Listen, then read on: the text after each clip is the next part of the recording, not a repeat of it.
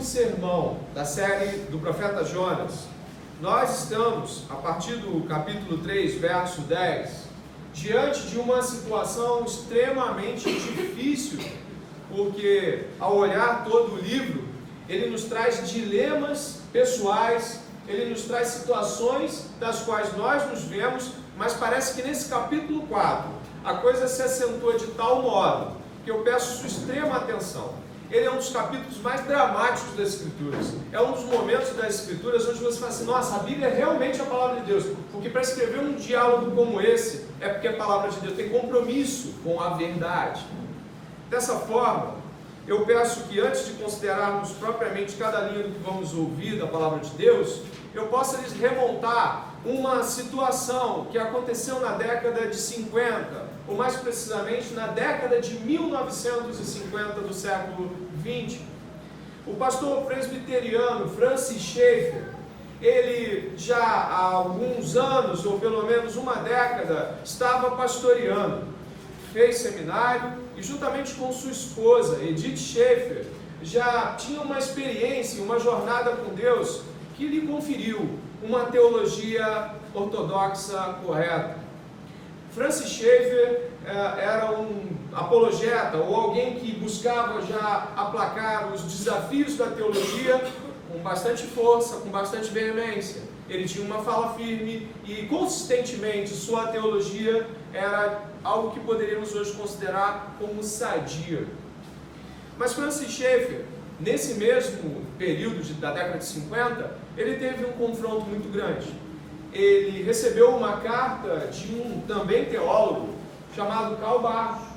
E esse teólogo, no final da carta, no meio da carta, enfim, o acusara de ser por demais endurecido. Dizia nesta carta, que é aberta e você pode pegar na internet e ler, e alguns já tiveram essa oportunidade estudando comigo, nós vimos que Francis Schaeffer foi até a casa de Karl Barth e fez perguntas a ele.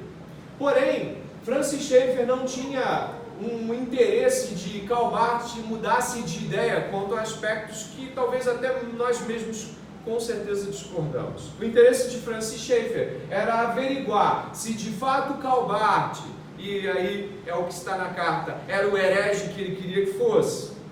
Por fim, Karl Barth assinala algo muito complicado, de que Schaeffer poderia ter o conceito de verdade que ele quisesse ter, mas de que lhe faltava amor.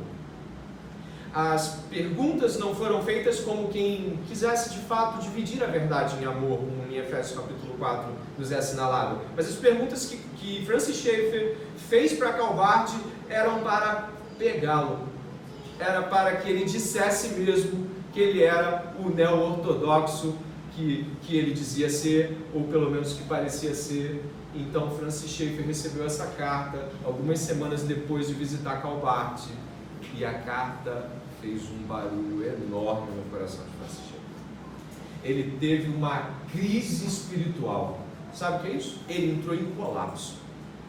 Ele ficou andando no seu chalé na Suíça, de um lado para o outro, na parte do alto, e dava para se ouvir, as suas filhas e esposa ouviam os barulhos dos seus tamancos suíços, e era de um lado para o outro. Ele revisitou a fé dele desde o seu agnosticismo até sua conversão, passando por sua condição atual. E alguns meses depois, andando na parte de cima do chalé, andando nos altos bosques da Suíça, passando pelos momentos de solitude com Deus, ele teve aquela, como os antigos chamavam, eureka, ou a iluminação do Espírito Santo, e desceu correndo e veio se alimentar com sua esposa, que já que sua filha estava aflita pelo seu período de crise espiritual. Isso eu entendi. Não há nada de errado com a nossa teologia. Não há nada de errado com o nosso conceito de verdade. Falta amor. Eu não estou pregando as coisas de Deus, amando as pessoas do outro lado. Eu quero comprovar que elas estão erradas e de que toda a minha apologética é de fato, ou seja, a minha defesa de fé, eu estou certo, você está errado, eu disse que você era um herege. Schaeffer não mudou sua teologia, mas aquela situação mudou o coração dele. a ponto de uma das frases mais emblemáticas do próprio Francis Schaeffer é de que o amor é a apologética final. É claro que isso tudo conduzido dentro de uma verdade em amor, mas ele e sua esposa abriram os seus lares para todo tipo de pessoas. Daí surgiu o Labri, que era um centro de, digamos assim, de audição e interlocução com pessoas das mais variadas religiões, mantendo firme a fé ortodoxa, mas ouvindo e acolhendo em amor, ainda que não houvesse um consenso no final da conversa. A crise espiritual que abateu Francis Schaeffer na década de 1950 talvez seja uma fagulha do que nós podemos esperar aqui, porque o profeta Jonas, nesse momento, ele entra em colapso espiritual. O profeta Jonas, ele entra em crise, ele explode. É tão perceptivo que, se nós terminássemos o livro no capítulo 3, a gente poderia terminar com uma frase assim: e Jonas foi para casa após ter pregado 4, 5 palavras e 120 mil convertidos, e todos viverão felizes para sempre. O capítulo 3 poderia terminar com um grande sucesso evangelístico do profeta Jonas. A cidade se converteu, foi isso que nós lemos semana passada. 120 mil pessoas se voltaram para Deus. Isso não seria grandioso? Poderia terminar aí. Poderia terminar com essa dimensão maravilhosa de, olha, Jonas voltou regozijando-se para casa, e depois disso todos se converteram, e aí ele voltou para a cidade, continuou pregando para que pudessem se aliançar com Deus, para aquele processo de início de arrependimento pudesse gerar o quê? Um arrependimento completo, uma conversão maravilhosa. Jonas voltou, trouxe mais 4 profetas, foi uma coisa maravilhosa. Não! O capítulo 3 termina em bonança, em graça. E o capítulo 4, de um modo muito acentuoso, começa no primeiro versículo, como na linguagem hebraica, dizendo assim: Jonas ardeu em fúria contra Deus. Você pode ver isso ainda aqui numa tradução aproximada. No verso 1, por favor. Mas Jonas ficou muito aborrecido e com raiva. Deus salvou 120 mil pessoas e Jonas ficou furioso com Deus. É nesse momento que nós estamos adentrando para a crise espiritual de Jonas, quando há um colapso. Por mais que você olhe no verso 1, você fala assim: o que está acontecendo aqui? O que houve com Jonas? Está louco? O verso 2 revela e nos esclarece que a discussão no coração de Jonas veio antes do capítulo 1 começar. Ele diz no verso 2 assim: ele orou ao Senhor. É a segunda oração. A primeira oração de Jonas foi boa, mas no pior dos lugares. A segunda oração de Jonas foi no melhor dos lugares, diante da bondade de Deus, mas foi uma péssima oração. Olha só. Ele orou ao Senhor e disse: ah, Senhor, não foi isso que eu disse estando ainda em minha terra? Por isso me adiantei fugindo para Tarsis. Eu sabia que tu és Deus bondoso e compassivo, tardio em irar-se, grande misericórdia, e que mudas de ideia quanto ao mal que anunciastes. Olha o que você e eu estamos lendo. Jonas dá um grito: ah, Senhor! Aqui no original da língua hebraica é um brado: ah, eu não acredito, Deus! Eu não te falei? Lá antes de eu sair, antes de eu pegar aquele navio, eu falei: Deus é compassivo, Deus é misericordioso, vai acabar mudando de ideia. Ah, Senhor! O desespero dele é tão grande que ele não usa a terminologia que estava sendo usada no capítulo 3, Elohim. Elohim é o nome de Deus no capítulo 3. Sabe o que ele grita? Yahvé, Jeová. Significa para os judeus Deus de aliança. Ele grita: ah, Deus de aliança! Não falei que você ia acabar fazendo isso? Sendo assim, tão bom. Ele usa o nome Yahvé. E aqueles que têm uma mínima intimidade sabem que é um nome impronunciável. O judeu tem até cuidado para falar Yahvé. E ele dá um grito: ah, Yahvé! Ah, Deus de aliança! Nesse momento aqui, ele evoca Yahvé, referindo-se à aliança que Deus tem com quem? Com Israel. É por isso que ele chama Deus por esse nome. Os judeus usavam o nome de Deus com atribuições, né? Yahvé, Jireh, Rafá, de acordo com o que queriam referir-se. Mas quando falavam apenas Yahvé, eles queriam dizer que era o Deus da aliança, o Deus de Israel. Ah, Yahvé! Ele levanta um problema aqui. Ele levanta um problema teológico. Eu queria que você ficasse atento. Essa é a primeira problematização de Jonas, um problema aparentemente teológico. Ele fala: ah, Deus de aliança, eu te falei que você ia acabar mudando de ideia. É como se Jonas estivesse falando assim: ó, como é que o senhor pode fazer algo assim? Eles acabaram de acenar com arrependimento. A gente nem sabe se isso vai dar, onde vai dar mesmo. Eles devem estar com medo de você. E aí, quando eu disse que você ia destruir tudo, eles mudaram de ideia. Oh, Deus de aliança, Deus lembra da aliança que tu tem com o teu povo. Nesse momento, essa batalha teológica, ela tem uma espécie de eixo, que é mais ou menos assim: como Deus pode manter a promessa de proteger e sustentar o seu povo e ainda assim oferecer misericórdia e perdão aos seus inimigos? O povo de Nínive é o quê? Inimigo de Deus, inimigo do povo de Deus. Como é que Deus pode proteger o povo dele e ir lá e converter os inimigos? Não tem nenhum problema, pastor. Isso aí não tem nenhum problema. Não tem sim, eu acho que você não está entendendo.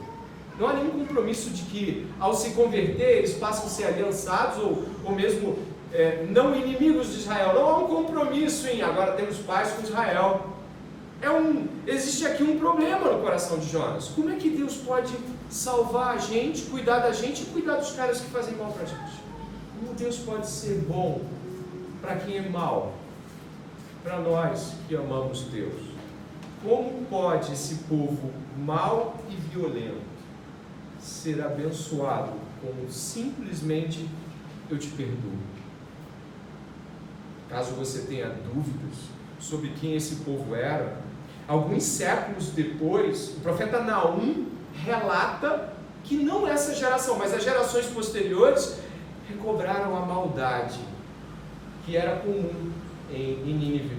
Se você puder ir comigo, talvez você vai ver um pouquinho disso no profeta Naum. Um pouquinho depois aí de Miqueias, você encontra Naum. Miqueias está logo em seguida.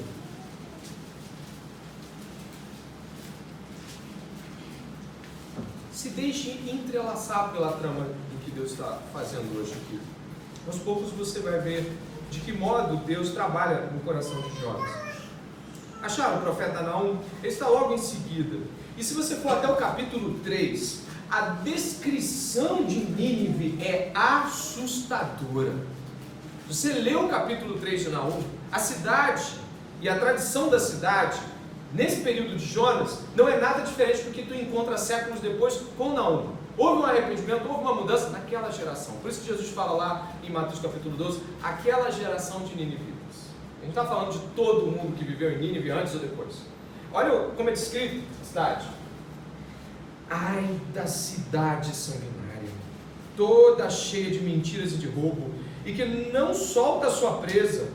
Eis o estalo dos açoites, o estrondo das rodas, o galope dos cavalos e os carros que vão saltando, os cavaleiros que esporeiam, as espadas brilhantes, as lanças reluzentes, uma multidão de feridos, massa de cadáveres, mortos sem fim, chegam a tropeçar sobre os mortos, tudo isso por causa da grande prostituição da bela e encantadora prostituta, da mestre de feitiçarias, que seduzia as nações com a sua prostituição e os povos com suas feitiçarias. Cidade sanguinária, cidade mentirosa, cidade de roubos, cidade de feiticeiros. Olha a classificação dessa maldade. Nós estamos falando de um lugar onde havia uma distorção das coisas. Nínive era a apostasia em pessoa. Nínive era a maldade encarnada. E Jonas não entende como Deus pode simples e maravilhosamente dizer: eu perdoo você. Isso está gerando um problema teológico nele. No entanto, e eu volto com você para o profeta, no entanto, se você puder observar as linhas que se seguem, o verdadeiro problema de Jonas encontrava-se no nível mais profundo do seu oração. O verso 3 relata isso e nos faz entender o verso 2. Olha o verso 3. Agora, Senhor, peço que me tires a vida, porque para mim, o que está escrito aí? É melhor morrer do que viver. Imagine que ele está dizendo que o que ele perdeu ao Nínive não ser destruída, preste bem atenção, o que ele perdeu ao Nínive não ser destruída, havia substituído Deus em seu coração como principal alegria, razão e amor de sua vida. O que não aconteceu no coração de Jonas, a alegria que ele não recebeu, era a alegria que já havia substituído o próprio Deus no coração dele. Ele conversava com Deus, como você viu aqui. Ele orava para Deus. Deus o respondia, tinha um relacionamento com Deus. Mas a fúria explosiva de Jonas demonstra que o seu relacionamento com Deus não era prioridade para ele. Ele estava dizendo o seguinte: não resta mais nenhuma fonte de sentido da vida. Me mata, eu quero morrer. Não tem sentido. Eu vim aqui, eu preguei, a cidade se converte, eu não quero mais viver. Eu não quero mais viver. Essa compreensão do Deus de Jonas é muito interessante para nós. Jonas tinha um compromisso no coração dele que não era mais com Deus, não era mais nem com o Yahvé, o Jeová da Bíblia. Jonas tinha um compromisso, uma convicção muito grande com o Deus da aliança de Israel. Como assim? O Deus que é bom para Israel. E para Jonas, Deus tinha que ser bom para Israel mais do que tinha que ser coerente consigo mesmo. Porque quando lemos a Bíblia, vemos que Deus é misericordioso, compassivo, e Ele é assim para com todos. Deus é bom e compassivo e exerce sua misericórdia para com todas as pessoas. Foi assim antes mesmo da aliança do povo de Israel. Deus foi bom com Abraão. Abraão não era de aliança nenhuma. Deus fez aliança com Abraão. Abraão era um pagão. Deus foi bom com Noé. Deus foi bom com pessoas. Deus exerce misericórdia na vida de Ismael. A mãe dele está lá chorando, o menino está lá orando e Deus se compadece da oração do menino Ismael. E em nenhum momento das Escrituras entra em qualquer contradição de que Deus exerça misericórdia até com aqueles que estão fora do seu relacionamento imediato. Deus é bom. Deus dá chuva sobre bons e maus, ou diríamos sobre os que se reconhecem maus diante dele e aqueles que se acham bons aos seus próprios olhos. Deus dá chuva para todo mundo. Deus dá comida para todo mundo. Deus é bom. O Deus de Jonas, até nesse momento aqui, ele precisava ser um Deus bom para Israel, bom para mim, mas bom de um jeito que eu entendi a bondade. Eu não quero uma bondade que eu não entenda, eu quero uma bondade que seja do jeito que eu consigo imaginar a bondade. O verso 2, se você puder perceber, ele cita a misericórdia de Deus. Observe enquanto eu estiver falando, você vai ver no verso 2. Ele cita a misericórdia de Deus, mas com um peso tão grande. Ele cita a misericórdia de Deus como se, puxa vida, uma pena que isso precisa fazer parte da sua personalidade. Ele cita a misericórdia de Deus, como você está lendo aí, enquanto está ouvindo, como se fosse, olha, seria muito bom que eu não tivesse que dizer que de fato tu é bom e misericordioso, o Senhor é uma pessoa boa. E por isso, aí explicando que eu não concordo com isso, dessa forma, eu não vejo desse jeito, eu dei as costas e fui para Tarso. É isso que você leu ali. Quando eu falei com o Senhor que o Senhor ia acabar se voltando e sendo misericordioso, quando eu vi que isso ia acontecer, lhe dei as costas e fui para Tarso. Meu Deus, consegue perceber como o Deus criado pelos nossos corações, ainda que num profeta que está recitando o livro de Êxodo, nesse momento ele está citando o Êxodo. A gente já vai olhar Êxodo para você ver o que ele citou.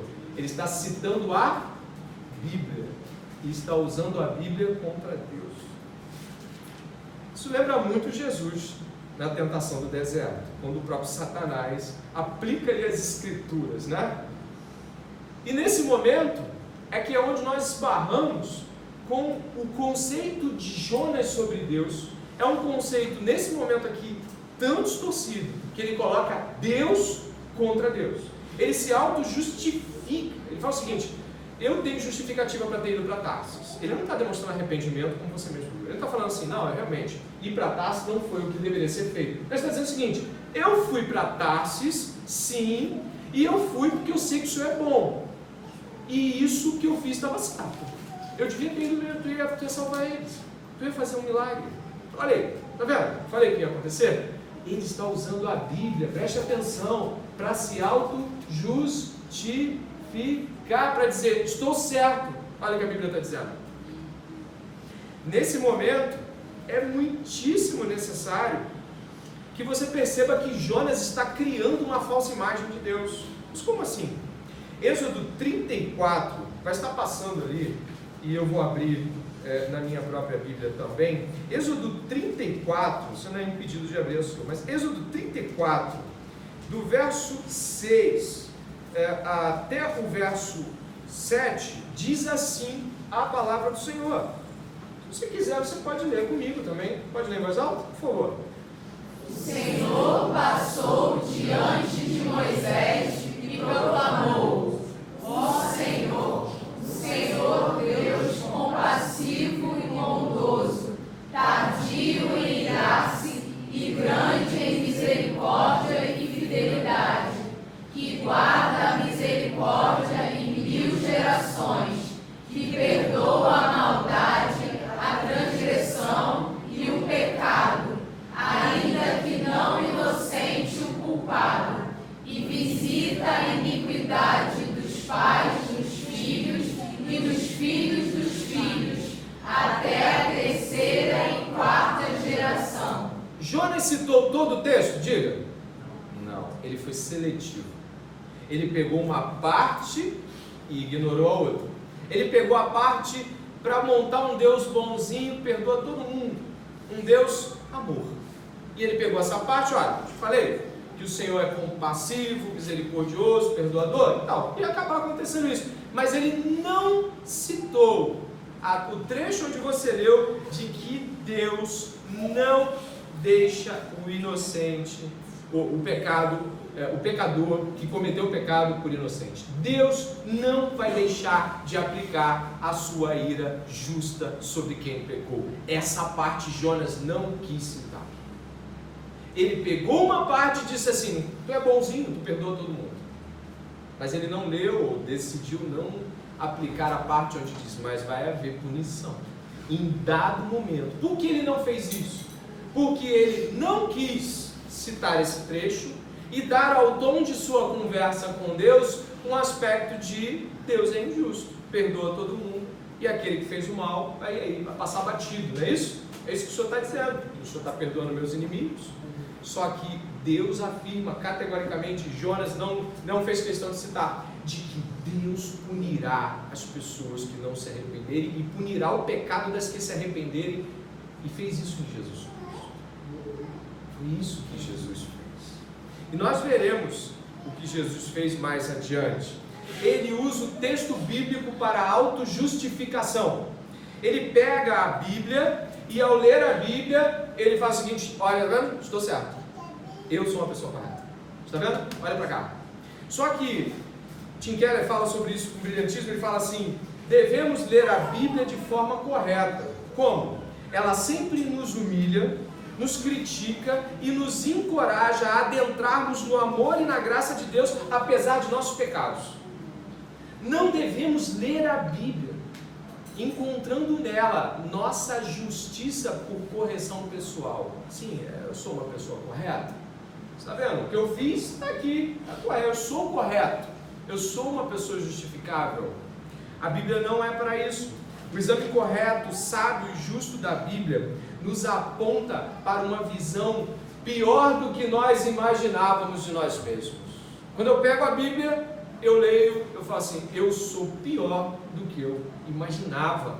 A visão de Jonas sobre a Bíblia, ela era tão distorcida que ele queria morrer. Ele não era um homem feliz com aquela visão de Bíblia. Ele não estava pleno, estava a ponto de desejar a própria morte. E é onde eu me estabeleço aqui para pensar contigo sobre essas realidades. A Bíblia nos demonstra a nossa miséria. a Bíblia aponta para um confronto pessoal e intenso com a nossa pecaminosidade. Após um sermão bíblico bem aplicado nas Escrituras, a sensação que devemos ter é de que de fato não merecemos a Deus, não merecemos saúde, não merecemos nada, e de que Deus é infinitamente bom e de que nós somos infinitamente desprezíveis e maus. Um término de sermão que de fato conseguiu alcançar o seu objetivo na pessoa de Cristo. Cristo é bom de um jeito que eu não mereço, e eu sou mau de um jeito que mereço o inferno. É assim que termina a história de quem lê. E aí vem a graça de Deus nos encorajando a adentrar em Cristo e encontrar em Cristo salvação, na obra que Ele fez de pegar sobre si a miséria de todos aqueles que salvou. Olha isso. Quantas vezes eu e você terminamos de ouvir palavras bíblicas centradas na cruz de Cristo e pensamos em outras pessoas? É aquele famoso se Ele estivesse aqui para ouvir isso. Essa sensação clara de que a mensagem não foi para mim é uma sensação que externaliza um aspecto muito claro. Eu não me percebi de minha maldade. Deus falou comigo, clamou ou aplicou o arrependimento no meu coração. E eu estou pensando de que existem pessoas que são piores do que eu que deveriam estar ouvindo isso.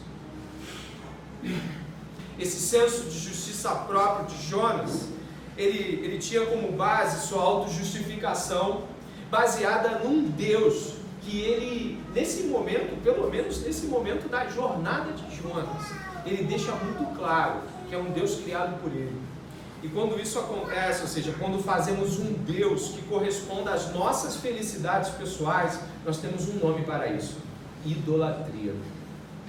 Quando criamos uma base pessoal para a felicidade, quando criamos uma base pessoal para estarmos alegres ou tristes contínua e profundamente, eu vou repetir com calma, quando estamos contínua e profundamente entristecidos por coisas das quais Deus não se entristece, e quando não estamos continuamente alegres por coisas das quais Deus se alegra, nossa base de alegria, nossa base de felicidade é um ídolo.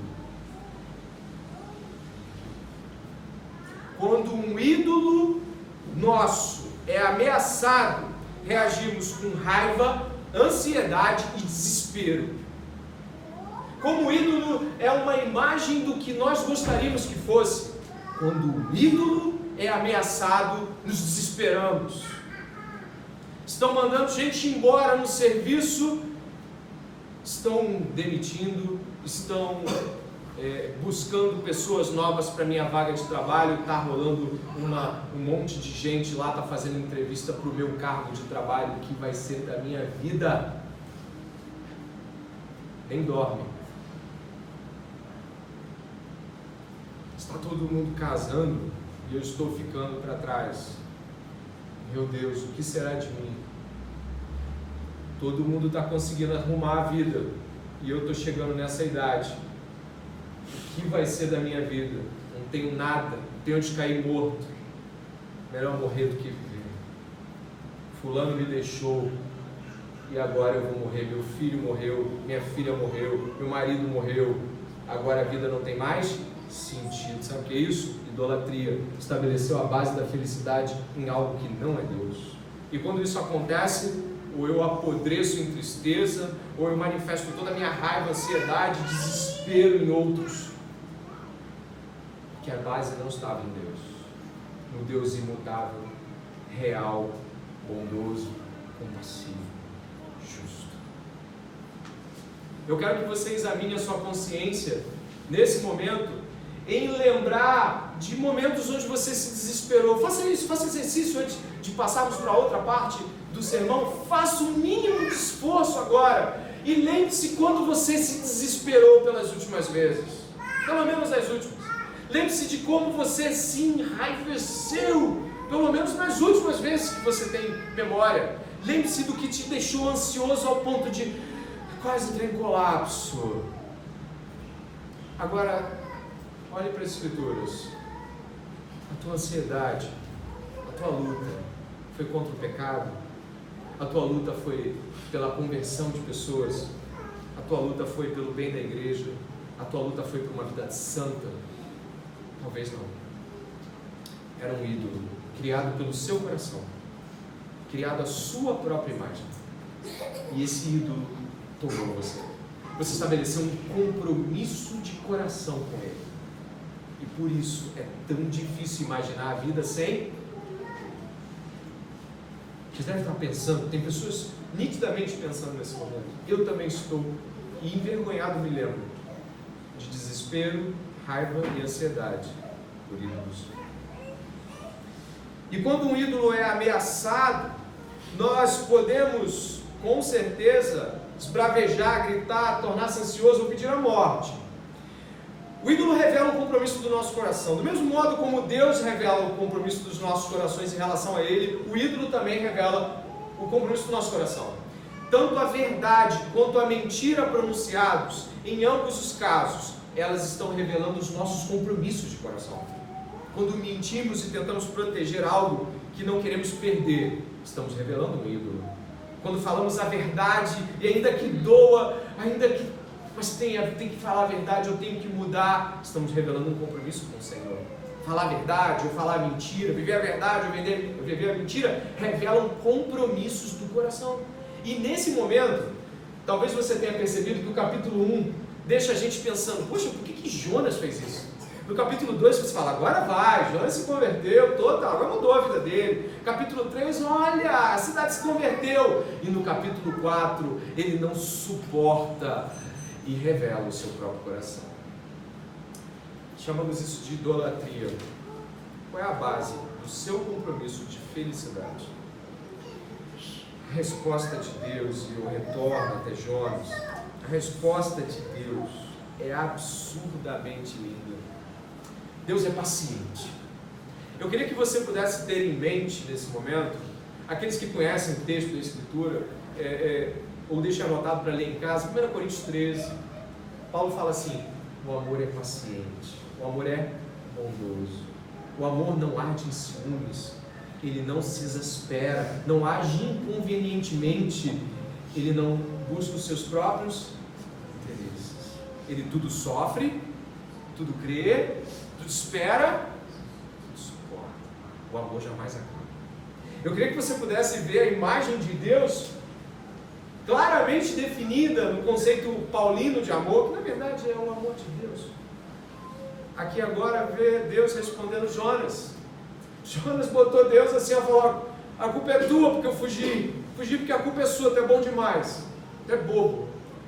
E aí Deus se volta para ele no verso 4 e diz assim, você acha que é razoável essa sua raiva? Nossa, uma fala branda e amorosa. Sabe aquele Deus que jogou o Jonas na boca do peixe, que o mar balançou? É aquele mesmo. É o mesmo Deus. Exatamente o mesmo Deus. Só que aquele Deus que jogou o mar em fúria contra aqueles homens, é o Deus que fala assim, está certo o que você está falando. É o mesmo Deus. Sim, Deus é complexo. Não é indecifrável, mas Deus é complexo. Nesse momento ele aplica aqui de uma gentileza, de uma brandura, tentando acalmar, porque a palavra brando faz o quê? Desvia o furor, né? E nesse momento um Jonas em fúria recebe uma calmaria. É como Elias, que na caverna, né, pediu para morrer. E aí veio fogo, veio ventania, e aí um ventinho suave chamou Jonas para fora da caverna. Vem cá, Jonas. Ou Elias, vem para cá. Não é razoável isso que você está pensando sobre ele. Deus chama. E Jonas se cala, como você vai ver no verso 5. Ele não se cala porque está tudo certo para ele. De modo algum. Ele, inclusive, no verso 5, sai da cidade e vai a leste da cidade com a esperança de que Deus ainda arrebente com tudo.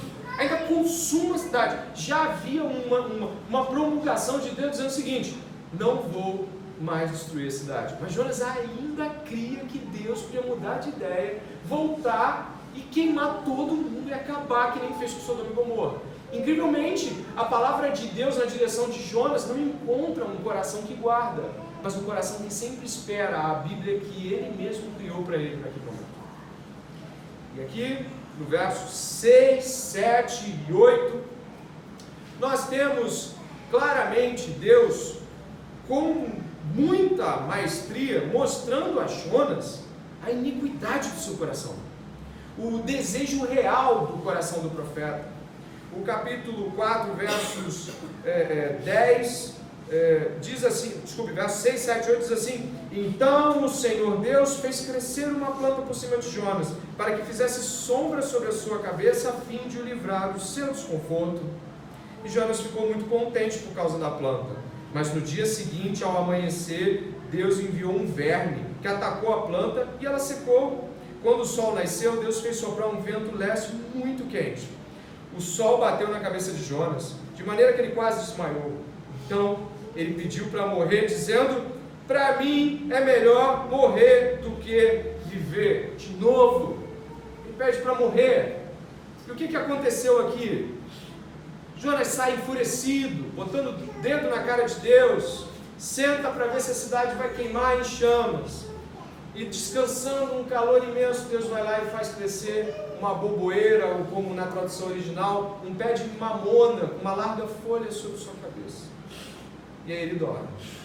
Quando Deus decide acordá-lo de um modo diferente do que ele imaginava, fere a planta, o sol vem, bate um vento forte, ele está lá vendo aquela aflição, a primeira coisa que ele pede de novo é: por que tu não me mata? Em linguagem popular, me dá um tempo, vê se me esquece, eu estou aqui, eu não aguento mais, o Senhor está em cima de mim, já não está resolvido aí, não vai acontecer mais nada. E fica porque Deus tinha um compromisso também com o próprio Jonas. O Deus de aliança queria trabalhar Jonas. Sim, a cidade era alvo, mas Jonas também era alvo de Deus. Enquanto estamos trabalhando em Deus, ou por Deus, nas searas de Deus, Deus está trabalhando em nós. Enquanto nós pensamos assim: estou servindo a Deus naquela igreja, estou me entregando naquele trabalho, não pense que você está só servindo as pessoas em nome de Deus. Deus também está aplicando sua obra, quebrantando o nosso coração, envergonhando nossos sentimentos errados e nos mostrando quão miseráveis somos, enquanto nós estamos trabalhando com Ele, para Ele, nele. Deus está trabalhando em Jonas aqui. Ai Deus, eu não aguento mais, me mata, não aguento mais essa relação que você tem comigo. O que você tem comigo? Acaba. Deus pergunta mais uma vez a Jonas no verso 9: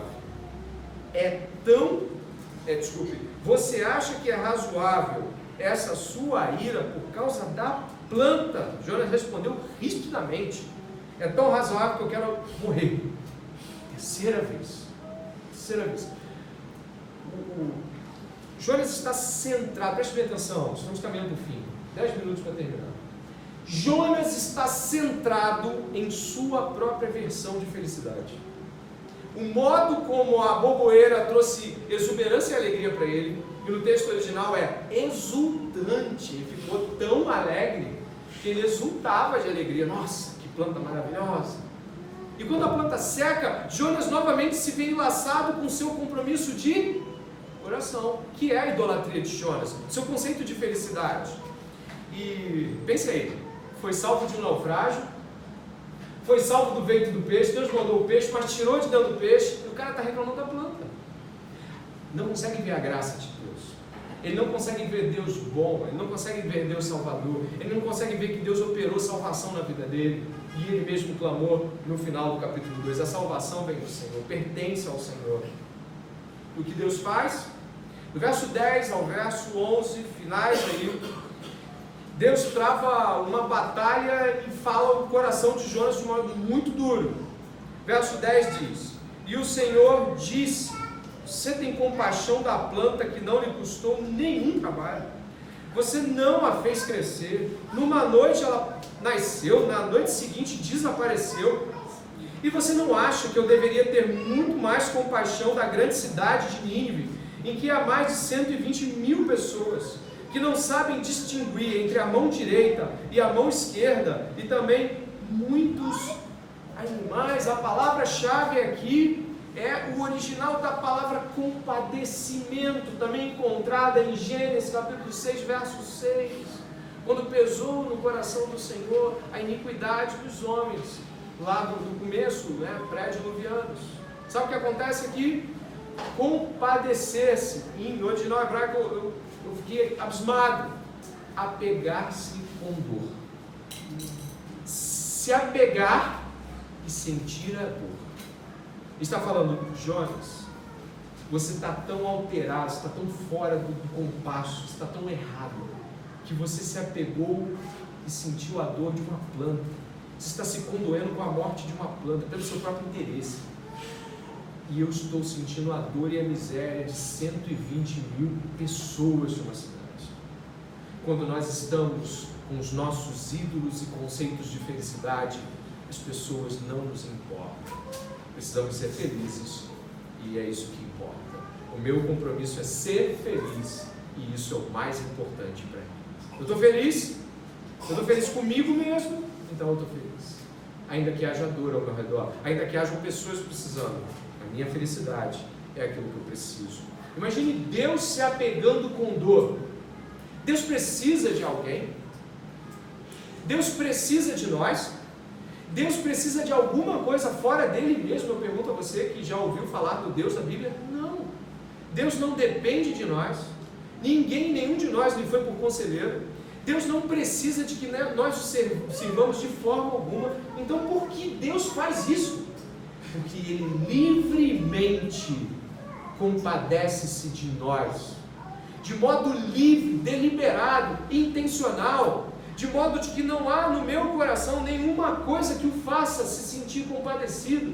Deus não se compadece de nós porque temos algo que move o seu coração.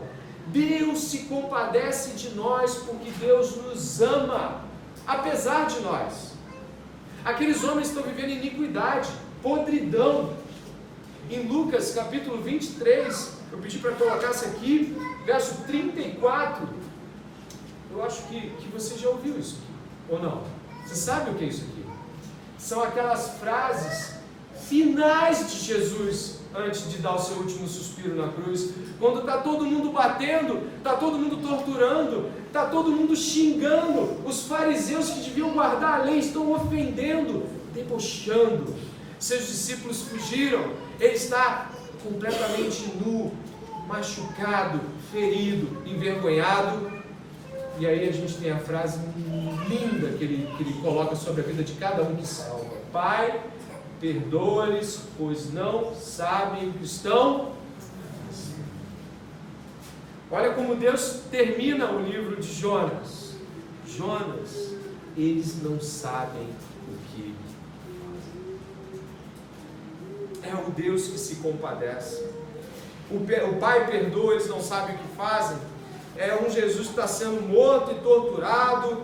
E é claro que quando Jesus em Mateus capítulo 2 diz assim: vocês querem um sinal?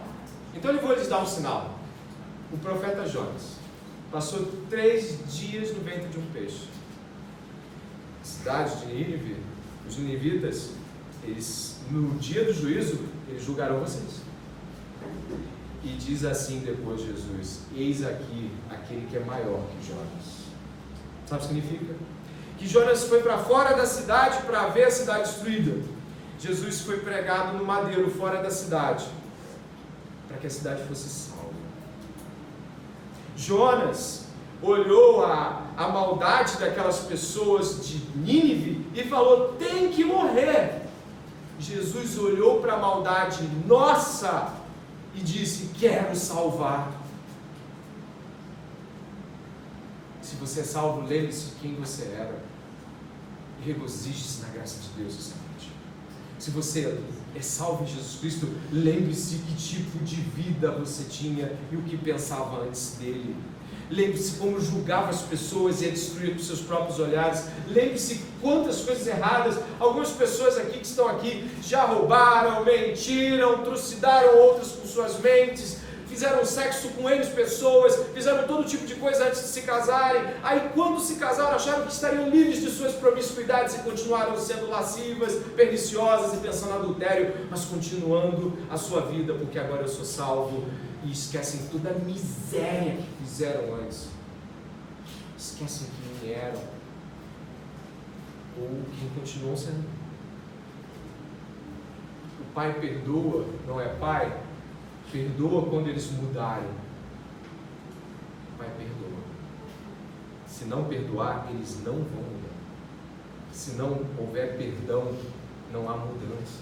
Ao contrário do que você imagina, você não muda para ser perdoado, você é perdoado. Então, ao contrário do que você imagina, você não deve perdoar as pessoas quando elas mudam. Você deve perdoar para que elas mudem. Essa noite, Jonas se esqueceu de que o Deus que o perdoara era livre para perdoar, completamente livre para perdoar, e de que Jesus Cristo seria aquele que levaria os pecados dos salvos em Nínive, e os seus, e os nossos. O fim disso aponta em Romanos 3, do verso 23 até o verso 25. Um daqueles momentos cruciais do Novo Testamento, onde quem lê entende a Escritura de uma maneira diferente. Pois todos pecaram e estão destituídos da glória de Deus, sendo justificados gratuitamente por sua graça. Olha a repetição, gratuitamente por sua graça. Não faz por isso. Por meio da redenção que há em quem? Em Cristo Jesus. Deus ofereceu como sacrifício para propiciação, ou seja, para nos tornar aceitáveis diante de Deus. Deus colocou em Cristo ali a fúria e a raiva e o ódio contra o pecado humano, para que Deus pudesse olhar para nós e nos amar. Alguém ficou lá e aí propiciou e também nos substituiu em nossos pecados, mediante a fé que pelo seu sangue, demonstrando a sua justiça. Agora esse verso: em sua tolerância havia deixado impunes os pecados, o quê? Leia Nínive, leia Davi, leia você, leia-me, você está ali. Tem uma pregação do pastor batista Paul David Washer, onde ele fala o julgamento de Deus e o grande trono branco, onde ele fala assim, sabe quando está lendo ali, ó, e os homens foram, no capítulo 20, sendo julgados, os grandes e os pequenos, seu nome está ali, seu nome está ali, impunes os pecados anteriormente cometidos, seu xingamento, sua raiva, sua fúria, seu sexo ilícito, sua pornografia, seu roubo, seu julgamento, e também aquilo que você cometeu após sua conversão, estavam nele. Mas no presente demonstrou a sua justiça, a fim de ser justo. Sabe o que significa ser justo e justificador? Ele é justo porque ele esmagou Jesus Cristo pela maldade que fizemos. Então esmaga Jesus, ele trucida Jesus, e aí Jesus vem da morte, ressurreto, e nos coloca a sua justiça. E aí Deus tanto é justo porque esmagou Jesus pelos nossos pecados, que não poderiam ficar impunes, quanto é justificador, nos dando os méritos do seu Filho. Devemos tudo a Jesus. O Evangelho de Jesus Cristo, como estava hoje dividindo com algumas pessoas na minha casa, o Evangelho de Jesus Cristo, a boa notícia de que Deus perdoa e salva pessoas em Cristo, e de que condena todo aquele que se mantiver rebelde a Deus em Cristo. O Evangelho não é apenas uma solução para o grande problema do pecado. O Evangelho é o Evangelho de Deus. O Evangelho é o modo como Deus pensa justiça e amor. O Evangelho é o modo como Deus pensa, quer seja aqui, quer seja no céu, onde o trono de Deus está. O Evangelho é o modo como a justiça, o amor, a misericórdia, a bondade e a verdade de Deus operam hoje, ontem e para todo sempre. O Evangelho não é uma coisa que Deus fez para tampar o buraco do pecado. A boa notícia que recebemos essa noite é de que quem crê no Evangelho e se regozija no Evangelho, estará se regozijando no Evangelho hoje, daqui à eternidade, e de eternidade em eternidade. O Evangelho lhe trará felicidade e alegria, porque o Evangelho de Deus não é uma resposta imediata a problemas atuais. O Evangelho de Deus é o amor de Deus, a bondade de Deus, a santidade de Deus, a justiça de Deus, a verdade de Deus em Cristo, hoje, ontem e para sempre. Jesus Cristo é o mesmo ontem, hoje e sempre. O Evangelho de Deus não é uma coisa que foi criada após queda. Quem não crê no Evangelho é reprovado hoje e para todo sempre. A nossa justiça, ou seja, o modo como nos vemos corretos, não nos salvará. E você ouviu a mensagem do Evangelho. E um dia, antes de Jesus, é a mensagem que o julgará também. Jesus fala que não veio para destruir o mundo, mas para salvar o mundo. Mas o mundo é julgado pela palavra de Jesus. Clama ao seu coração essa noite. O Evangelho não pode ser a resposta apenas ou unicamente à sua reconciliação com Deus imediatamente. O Evangelho é o modo como Deus opera em si mesmo, agora e toda a eternidade. Se as suas relações, se os seus casamentos, namoros, noivados, filhos, trabalho, se sua vida não é do Evangelho, está com um problema semelhante ao de Jonas. É um Deus que me salva e que me serve, mas é um Deus que eu criei, né? Eu clamo que você abandone os seus ídolos essa noite. Eu clamo que você possa vir até as pessoas no final desse culto e falar das suas misérias, desgraças. Eu clamo em nome de Jesus Cristo que você creia no Evangelho e que você creia que Ele é poder de Deus. Você talvez esteja pensando, eu já ouvi isso, pastor. Eu já ouvi que Jesus perdoa pecadores, mas eu não consigo ser perdoado. Eu não consigo, existe um motivo. O Evangelho nos mostra que a base das nossas felicidades não está sendo Deus. Ele mostra que a nossa felicidade está calcada no nosso chão, tempo, trabalho, espaço, pessoas e tudo mais ao nosso redor. O Evangelho é uma denúncia clara de Deus, de que não queremos Deus, mas suas mãos, não seu rosto. O Evangelho mostra isso. O Jesus desfigurado, onde não havia nem beleza nem formosura, demonstra claramente que não é Deus que o nosso coração quer, mas a nossa estrutura pessoal de felicidade, controlada por nós, regulada por nós, a nossa imagem. Abandone os ídolos, corra para Jesus essa noite, entregue-se a Jesus. Vai ser a última chance, e pode ser mesmo. Vamos ao Senhor em oração.